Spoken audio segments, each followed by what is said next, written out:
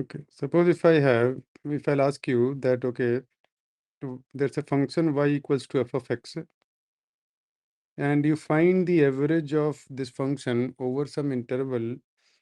So find the average over x from, suppose, from x equals to x1 to x equals to x2. So what we do is to find the average in that case.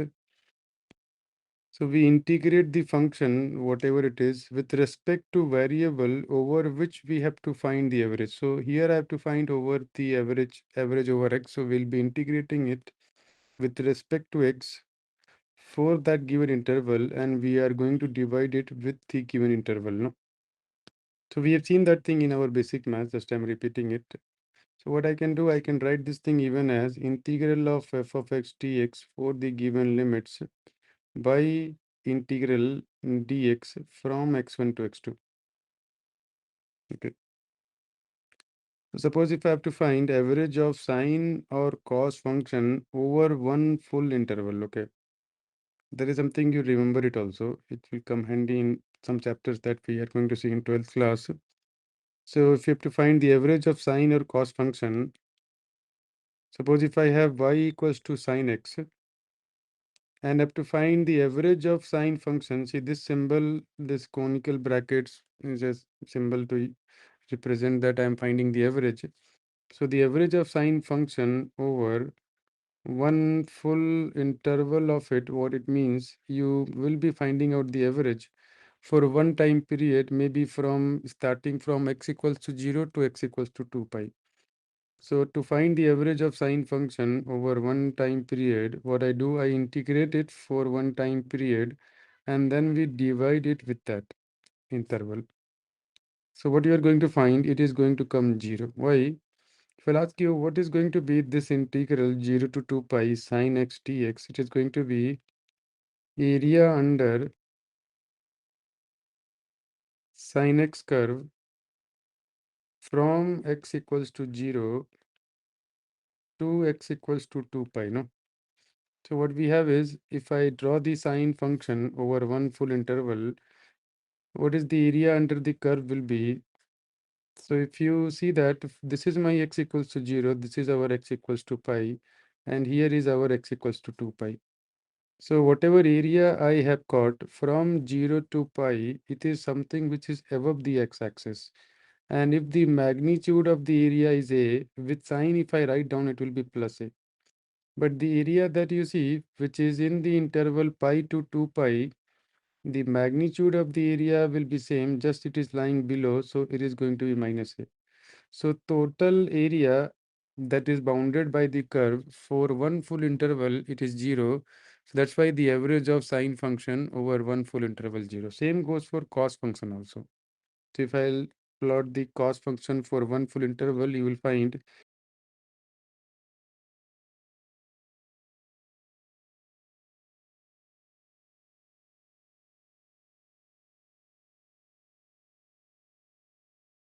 average of sin x or cos x for one full interval is going to be 0.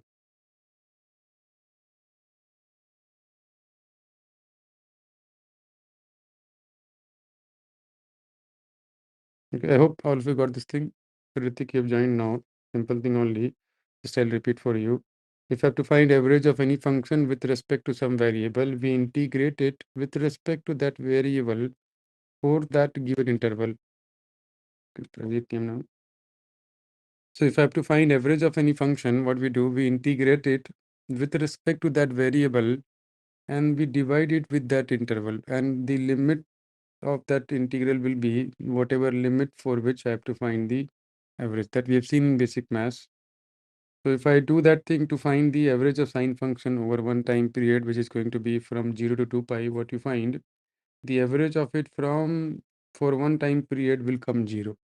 Because if I integrate sine x for one full interval, what basically I do is I find the area under the graph for one full interval, and you see the area under the graph for one full interval will be 0, since for the interval 0 to pi, the area that we see, it is above And from pi to 2 pi, the area that we see, it is below, and both of these two areas are of same magnitude, one above, one below, so they will add up to 0.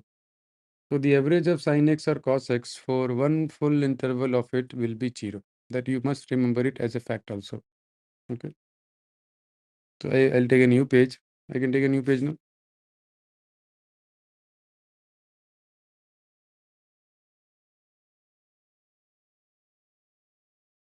Okay, I think I can take a new page. Now, suppose if I'll ask you, find the average of sine square x. Okay, suppose y equals to sine square x and have to find its average for one full interval. So what we are going to do, we will be integrating it,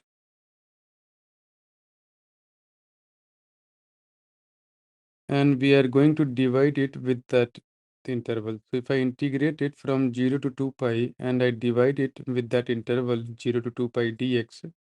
So integral of sine square x, what I do is I'll write it down as 1 minus cos 2x by 2, limits from 0 to 2 pi divided by 2 pi. If I do the integral, you tell me what it is going to become. You will find it will come equal to 1 by 2. So the average of sine square x for one interval is 1 by 2. And even if I do find out for cos square x also, it is going to come equal to 1 by 2. Now, the moment you know the average of sine square x is 1 by 2, so if I find the average of maybe something like a sine square x. So the average of a sine square x. So what I do is this conical bracket, I think not a correct name, just I'm using it, is like an operator for finding the average. So what I can do, if I have some constant multiplied with the function, I can take it outside. So it will be a into the average of sine square x. So the average of a sine square x will be a by 2. Okay. So you do the integration, you will see it will become equal to pi. 1 minus cos 2x by 2. If I integrate it, it will come equal to pi. So this thing will become 1 by 2. Okay. I hope all of you got this thing. So what other thing is the average of sine square x or cos square x, both are going to be equal, and it will be equal to 1 by 2.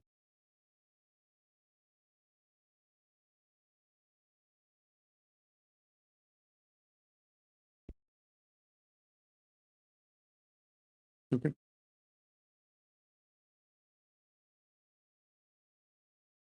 I'll take a new page. So suppose if I want to find out the average kinetic energy for one full time interval, so what I do is, suppose if I consider displacement to be given by x equals to a sine omega t, suppose. Then the velocity will be a omega cos omega t. Now, suppose I want to compare, see what I have is the displacement is also a sinusoidal function.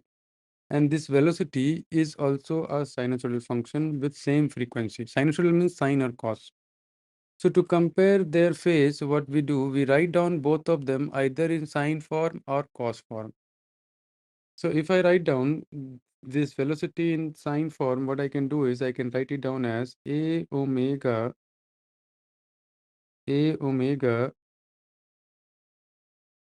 sine omega t plus pi by 2. No?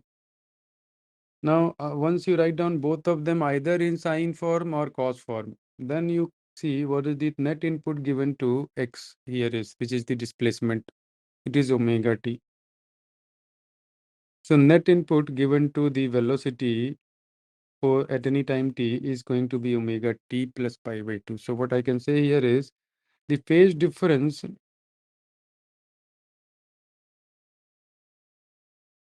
between displacement and velocity is pi by 2. Also, I can say the velocity is ahead of the phase difference means what? Either I can have the velocity to be having being ahead by pi by 2, or maybe it might be behind by pi by 2. No, I can have minus pi by 2, or even I can have plus pi by 2.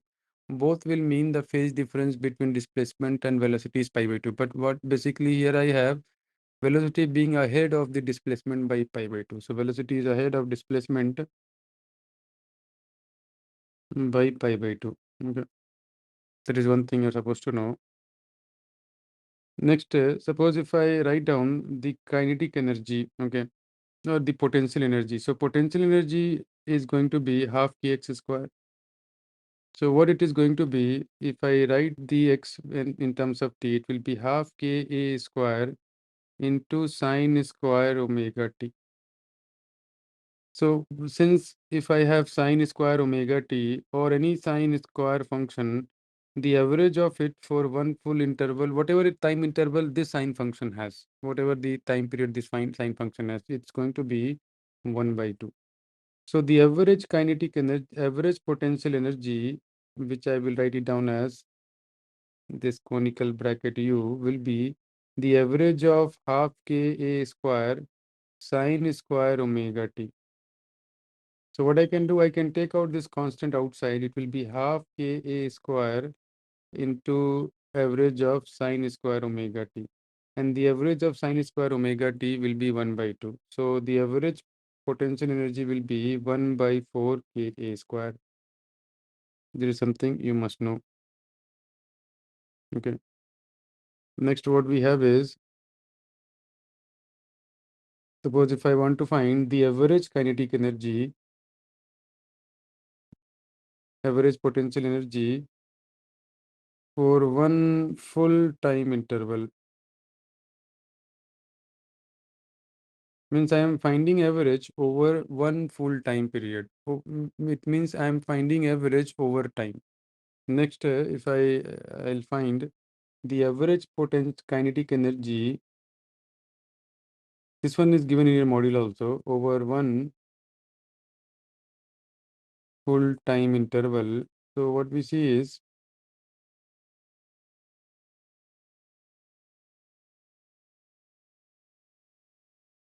the kinetic energy, since I can write down as half mv square, and v here we have is a omega sine omega t plus pi by 2. So or what we have v here as a omega cos omega t. So it will become half m a square omega square cos square omega t. So the average kinetic energy, if I want to find, it will be half m a square omega square into average of cos square omega t. Average of any sine square or cos square function for one full cycle will be 1 by 2. So what we get is average kinetic energy is going to be 1 by 4 ma square omega square. You can write like that also, but since I know omega will be root over k by m. So it is basically nothing but 1 by 4 ka square if I use this value of the omega here. It means the average kinetic energy or the average potential energy for one full time period is going to be 1 by 4 ka square. Both of them are same only, no? So next, same way, if I want to find out the average mechanical energy for one full cycle will be the average kinetic energy plus average potential energy for that one full cycle, which is 1 by 4 ka square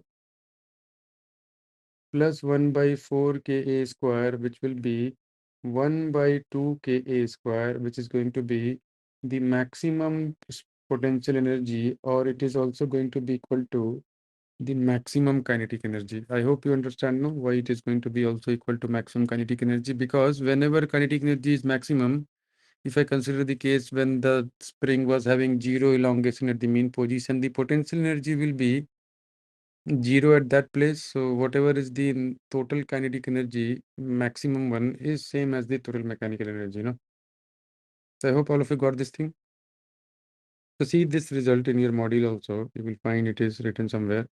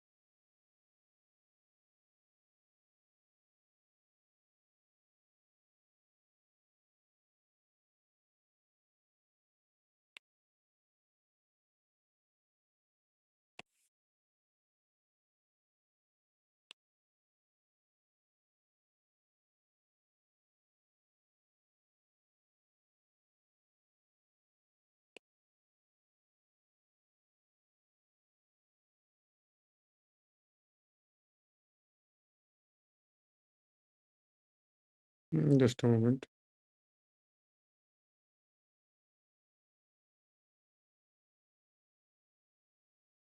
So this is what you will find it in your module. I've copied it from our module only.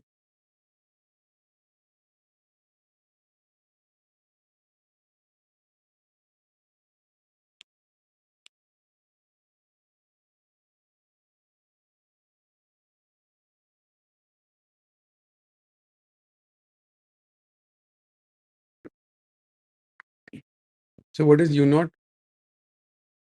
I have not considered we having any extension of the spring when the block will be at the mean position.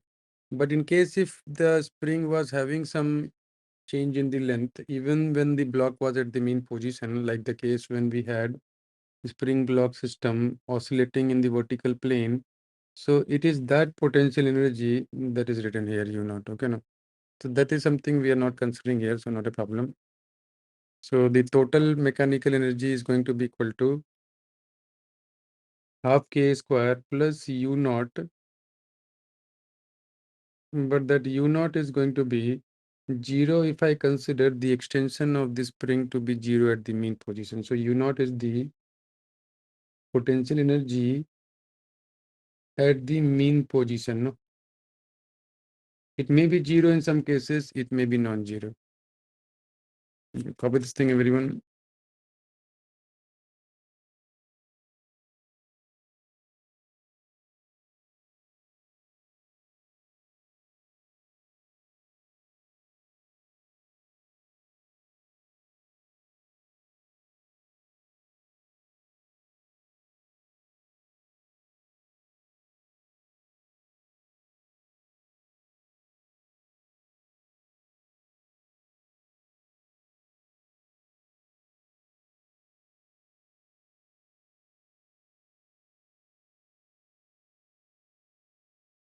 Okay, I can take a new page.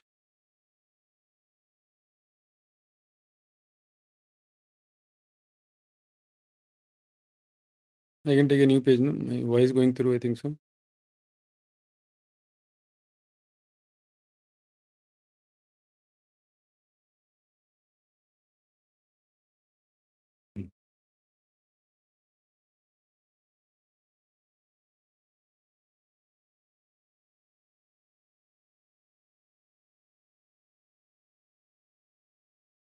Okay, I think I can take a new page.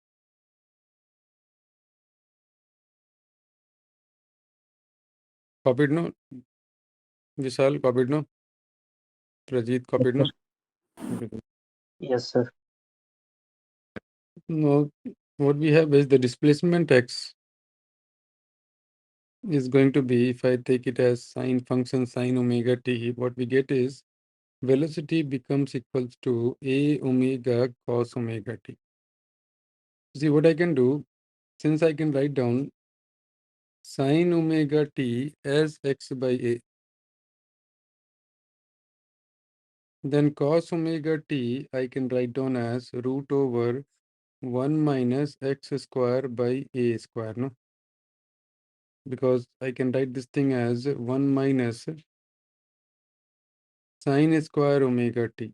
And sine square omega t is x by a, and cos omega t is v by a omega equals to 1 minus x square by a square root over. So what you get here is v square by a square omega square equals to 1 minus x square by a square. So v square, or if I write it down, it will be x square by a square plus v square by a square omega square equals to 1. So if I use the symbol S for the displacement, because you may get confused whether X is the displacement or the X coordinate. So maybe I'll use S for the displacement. So displacement square by A square plus velocity square by A square omega square. So what kind of relation I have? Displacement versus velocity is going to be an ellipse, no? Correct.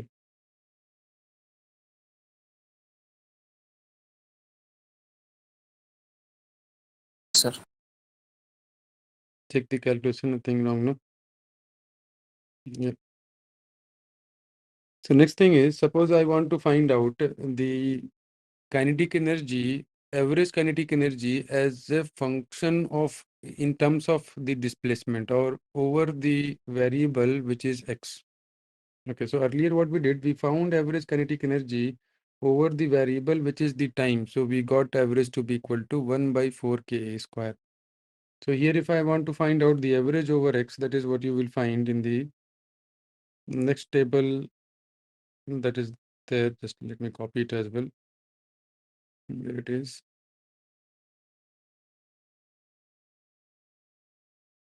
Maybe I'll take a new page for that one. Okay. Tell me what is the ellipse it is going to form. I'll plot that. Suppose if I am plotting velocity on the horizontal axis and displacement on the vertical axis,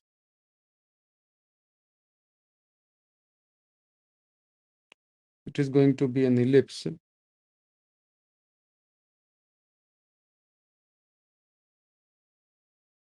And you can find what will be the minor axis and the major axis. If here is our displacement, here is our velocity.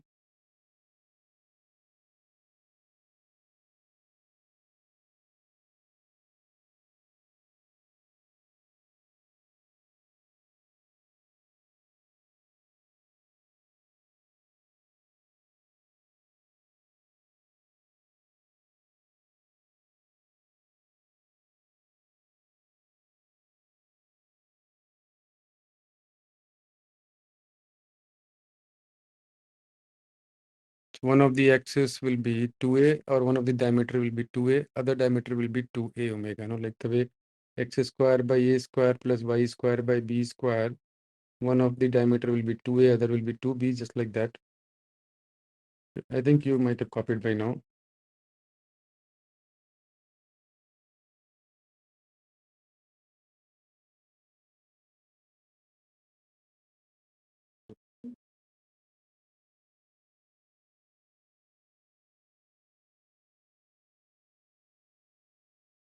Next, we'll find the average over x. Okay.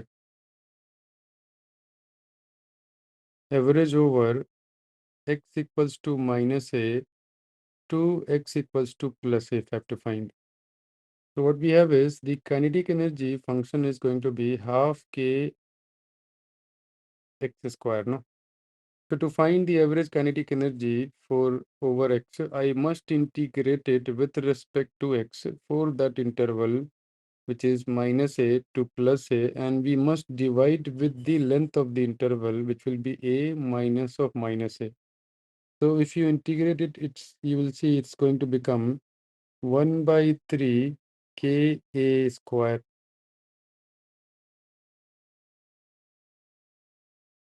Sorry, average potential energy, average potential energy is going to become 1 by 3 Ka, check no one's 1 by 3, not 1 by 3, 1 by 6.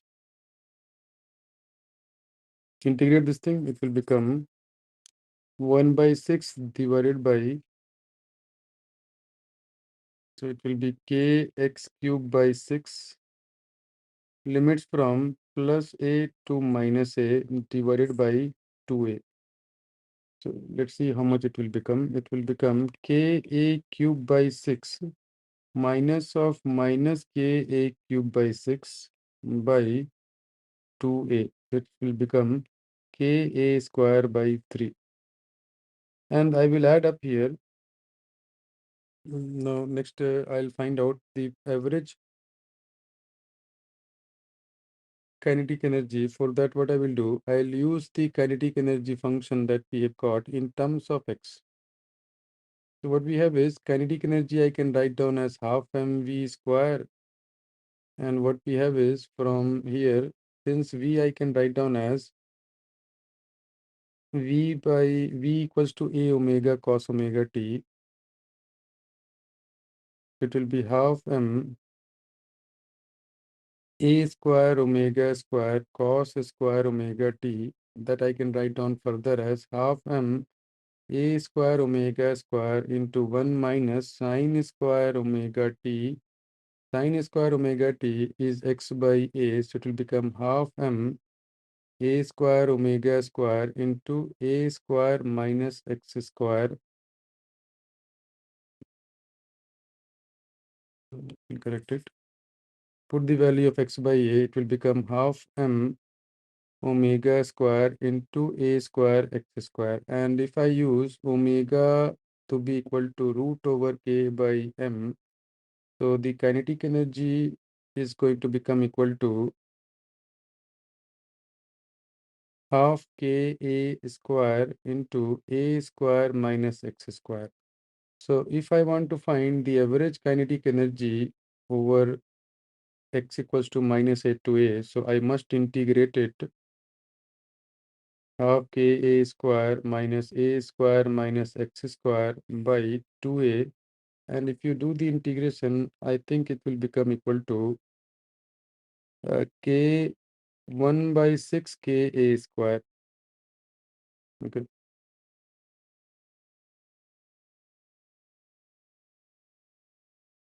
So the average mechanical energy over x is going to be from x equals to minus a to x equals to plus a is going to be equal to average kinetic energy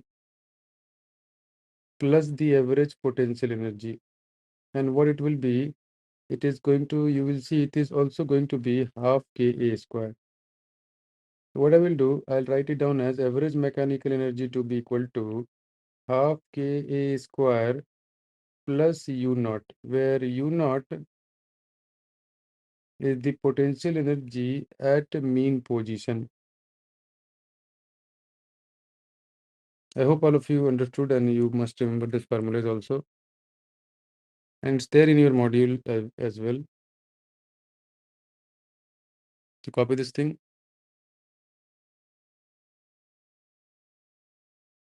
Phasor diagram we have seen in the class, no? Phasor diagram.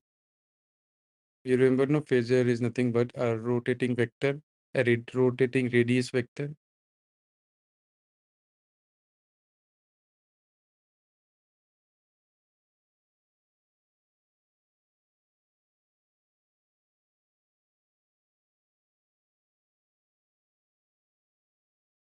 Okay, I'll take a new page, I think. Copy this one, everyone.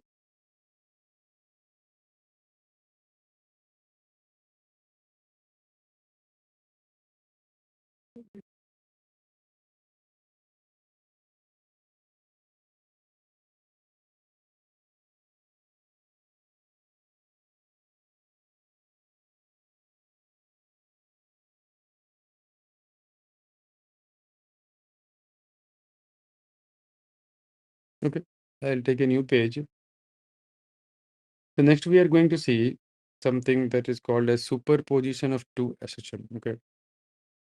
So first we'll take a case where we have to find the superposition of two SHM which has got same frequency and both of them are acting in the same direction. Okay.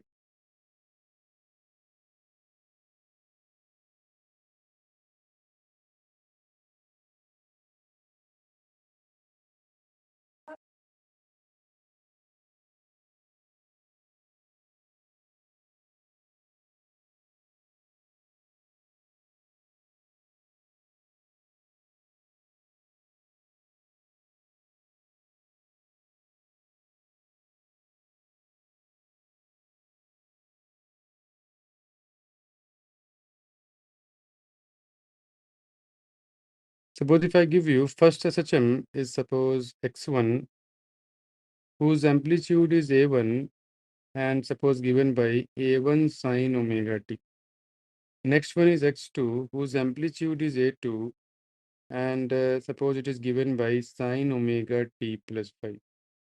Where phi is the phase difference, maybe I'll use theta. Okay, I'll use theta. So what I have here is the total phase of the first SHM or the total input given to the sine or cos function for the first SHM is omega t. Another one, the total input given is omega t plus theta. So what we have is the phase difference between this two SHM is theta, where the second SHM is ahead of the first one by theta. So what we do here is, so the resultant of this two will be also an SHM of same frequency but different amplitude and different phase constant. Okay. What I'm telling you here is if you add two SHM which are of same frequency and both of them acting in the same direction, then the resultant of these two will be an SHM only, which is going to be of same frequency but different amplitude and different phase constant. So how to find it out? First way is like through using trigonometry.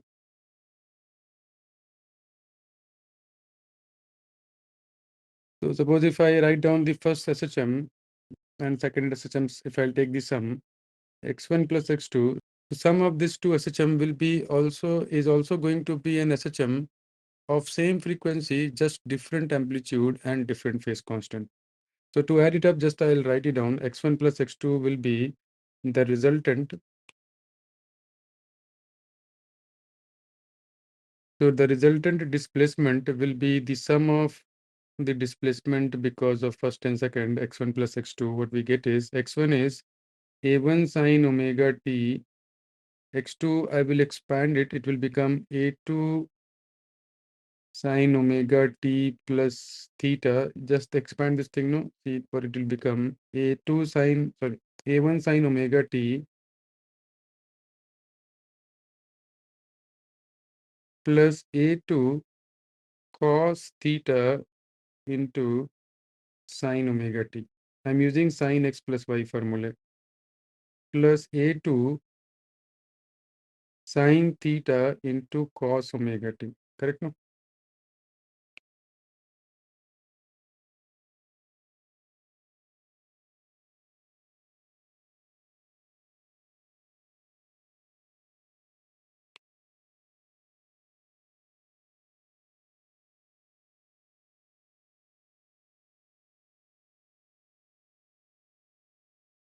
So what I do is I'll simplify this thing. So what I can do is I can write it down as a1 plus a2 cos theta into sine omega t plus a2 sine theta into cos omega t. So what I have here is the coefficient of sine omega t, this one, which is a1 plus a2 cos theta, and the coefficient of cos omega t is a2 sine theta. So what I'll do, I'll write it down as c, as a constant c, since a1 plus a2 cos theta is a constant, and a2 sine theta I'll write down as a single constant d. So what I get the net displacement to become equal to is c sine omega t plus d cos omega t. So sum of two sine or cos function can be written in terms of sine or cos function, no, that we know from trigonometry. So what I do is I multiply and divide each of the term with root over c square plus d square. So what I get is c by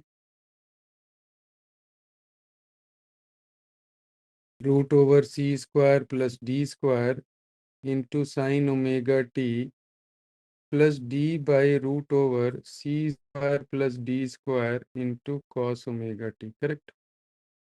Then if I assume this term, see what I am trying to do is to write down the sum of c sine omega t and d cos omega t in terms of sine function. So because of that, what I'll do, the term multiplied by sine omega t, I'll consider it writing down to be equal to cos phi.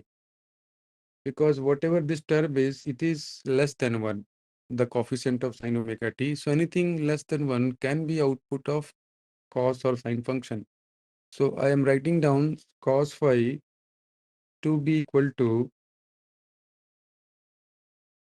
c by root over c square plus t square. Now using this, if I find sine phi, that will be root over 1 minus cos square phi. Automatically it is going to come equal to d by root over c square plus t square. It means the moment I wrote c root over this first term, this one, the coefficient of sine omega t as cos phi, automatically this one will become cos sine phi. No?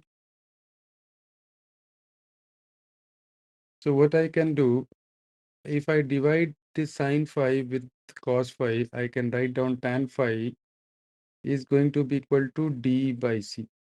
So what is the x is going to become is x will become equal to root over c square plus d square sine omega t plus phi from the sin x cos y cos x sin y formula, correct? And then what I do, I find root over c square plus t square. So what is our root over c square plus t square? That will be root over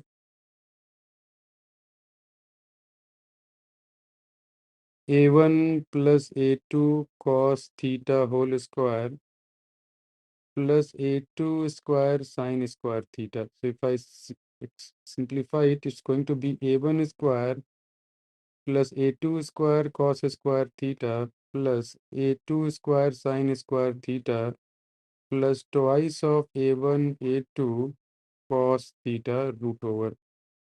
Now anyone can simplify it further. It will become a1 square plus a2 square plus twice of a1 a2 cos theta. So copy this thing first. In next page I will summarize it.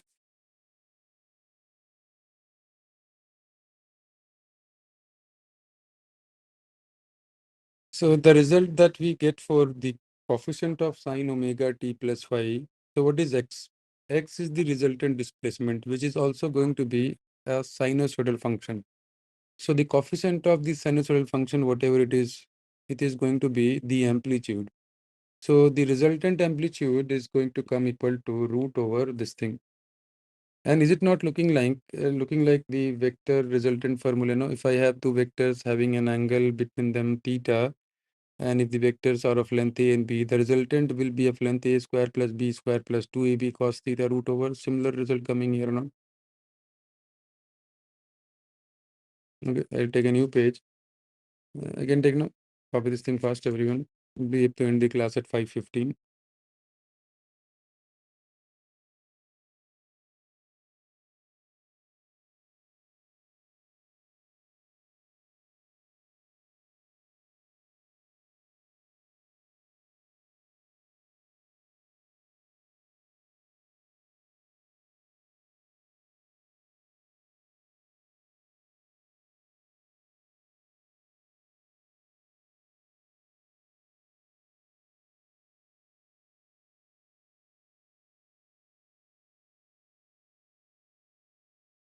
Okay, I can take a new page.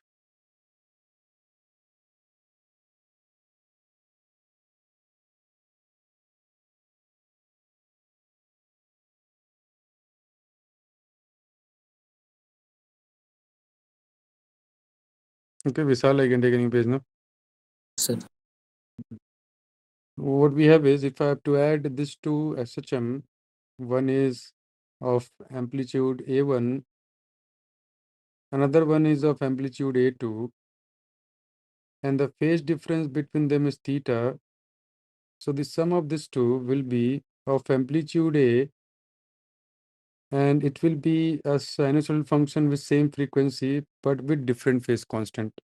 So where A equals to root over a1 square plus a2 square plus twice of a1 a2 cos theta, and where angle phi will be tan inverse of, so what we see here is, it is tan phi is d by c. What is d basically? It is a2 sine theta, and what is our c? It is a1 plus a2 cos theta. Same result as the angle made by the resultant with the first vector, no?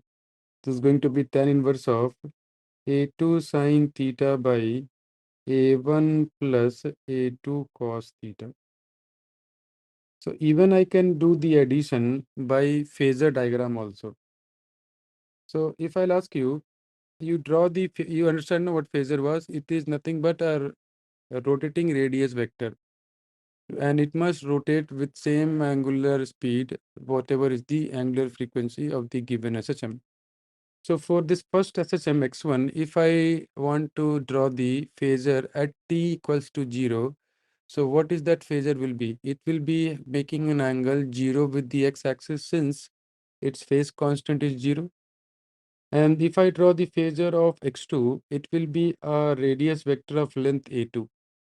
at t equals to 0, and it is going to be making an angle theta with the x direction or not. I hope that phasor diagram thing is all of you are understanding it. So what I do to solve or to get the resultant by using phasor diagram, I draw the phasor of these two vectors at t equals to 0. The phasor of first one will be a vector which will be of length a1 making 0 degree with the reference direction which is x-axis. And the other one is going to be a vector or a radius vector which will be of length a2, and it will be making an angle theta with the positive x. So these are the a1 and a2 will be the phasor. Then what I do, I add up as if I'm adding two vectors by parallelogram law of vector addition. So what we do in that case, we complete the parallelogram. Just a moment.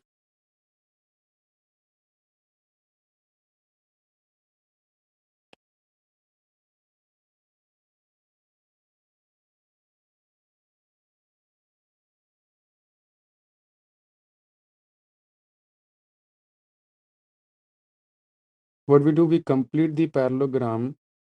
So, and then the diagonal of the parallelogram will be the resultant, no? So here resultant is going to be passing somewhere in the middle of them, and it will be of length a, which is going to be how much? It is going to be a1 square plus a2 square plus twice of a1 a2 cos theta. Now if I'll ask you what is the angle made by the resultant with the first vector, it's going to be same formula that we know already, no? Tan phi will be equal to that. That is what we do through phasor diagram directly. So whatever is going to be the angle made by the resultant with the x-axis, that will be the phase constant of the resultant, no? I hope all of you understood, no? So resultant is going to be, resultant is an SHM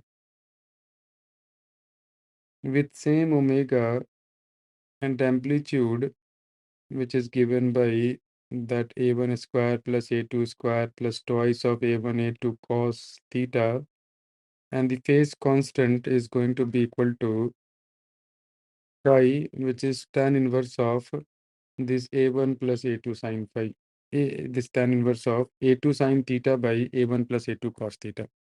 I hope all of you understood, no?